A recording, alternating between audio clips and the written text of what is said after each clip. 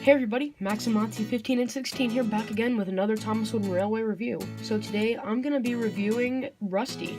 So yeah.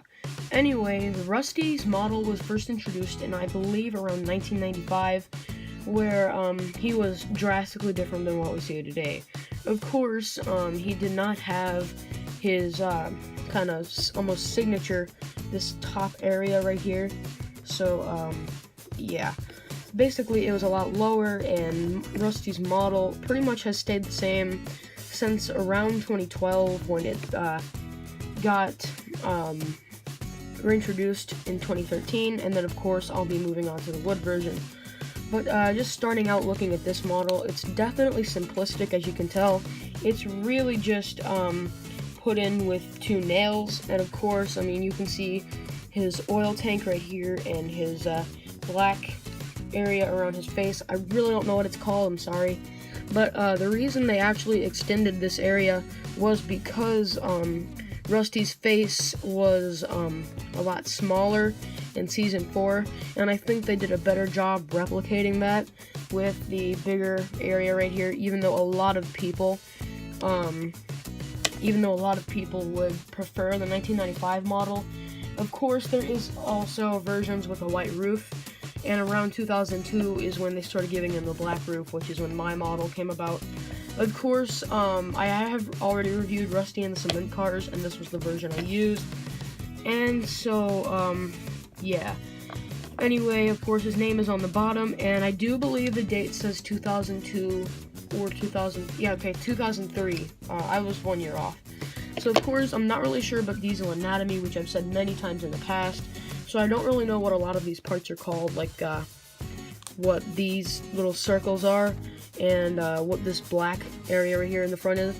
However, they did take the liberty of painting his buffer beam red, and I think that's a pretty cool decision, especially for how simplistic these earlier models were. Moving right along to the 2013 version. I don't own a 2012 model, but it's pretty much the exact same in what we see here. Of course, he was sold with the Boulder Mountain, but the Blue Mountain Quarry version for like 2012. I still think that's one of the coolest destinations. But yeah. Anyway, Rusty's oil tank is now made of plastic, and he does have a lot more detail. Now, what I think would be the best is get rid of the big face and put the smaller face on this model, and then that would be the perfect model of Rusty for at least for a wooden railway item.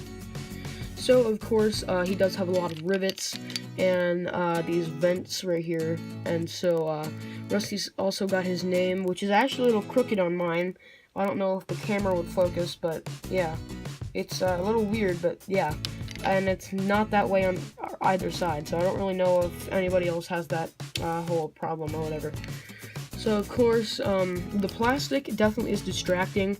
I don't really know if you can see it on camera, but it is a different orange than the actual one itself, considering that this Rusty is a bit more of a burnt orange than anything else. So, of course, I got this one with the Rusty and the Searchlight cars. And, yeah, I did review that item a long time ago, and I really don't feel like doing it again, which is why I just included this Rusty here. It's weird that Rusty has been included in so many 3-packs, now that I think about it. But anyway, next up, let's take a look at the Thomas & Friends Wood Rusty. Now, according to the proportions and everything, Rusty is actually shorter than a normal Thomas & Friends Wooden Railway engine, especially without that front protruding running board right there, so proportion-wise, he is correct. However, it doesn't really make up for it with what we've lost.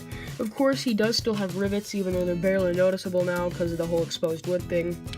And not to mention, his details have become a lot smaller and squished, especially because of how small this Rusty model is. So I do think the bigger size is actually to its advantage. So, of course, he does have a funnel on top of his black area, which is also plastic now, instead of being wood on the past two models. And so, not to mention, of course, he does have decals and everything like that, and they did make a buffer beam red, just like every other version of Rusty, which I'm not really sure why they did that. But, of course, they did give him buffers this time, even though they are still red.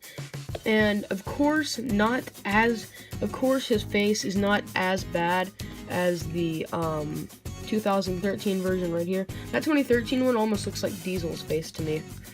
But then I would say that this is an okay face if you're looking to create something a lot more like the CGI version of this series. So of course, these Rusty models do have a lot different, especially in their size, shape, and appearance. So of course, let me know what you think down in the comments below, and thank you guys so much for watching. So I hope you have a great day, and yeah, Maximatu 15816 signing out.